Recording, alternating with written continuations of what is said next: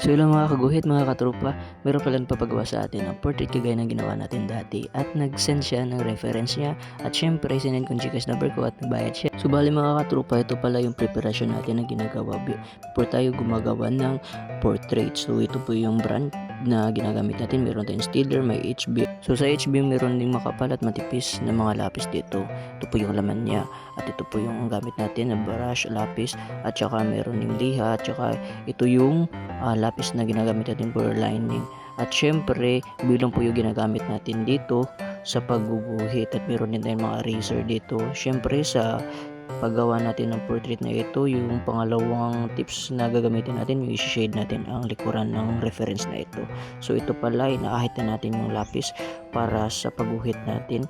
Yung prefer lang tayo sa pagguhit natin. So yung dust pula nito ay ginagamit din natin para sa pag-shading mamaya.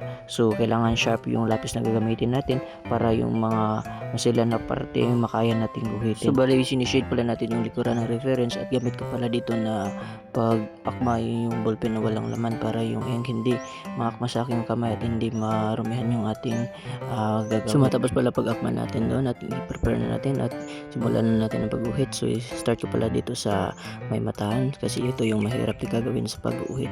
So ginaganyan ko lang, inuuna ko yung mga maselan at syempre careful tayo sa paggamit ng lapis at saka yung pag-shade, yung pag-skin tone niya para hindi marumi tignan, para naman yung kinalabasan. At syempre yung sa ngipin niya at sa may lips na yung pinakamahirap talaga gawin dyan. So kailangan careful at dapat maingat sa paggawa. So ginaganyan lang natin. Kaya kung bago ka pa nakapanood dito sa mga obra ko, pwede mo ko i-follow. Tapos i-share mo na din at i-like ng mga obra ko, mga bagong gawa para maging stay updated ka sa mga bagong video na ginagawa ko. So balik pala ito yung mga unang episode na paggawa ko nito sa obra na to. Kasi hindi pa to totally talaga tapos.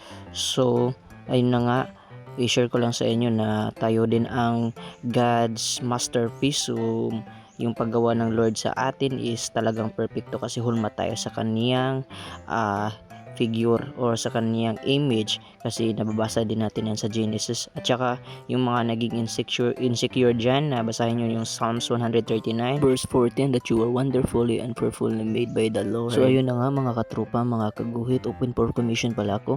Kung gusto nyo magpagawa ng kagaya nito, pwede nyo ako i-direct PM para magawa natin dyan ng paraan. So ayun na nga mga tropa, mga kaguhit, i-follow nyo ako, i-subscribe, i-like ng mga obra ko para maging stay updated kayo. Bye bye!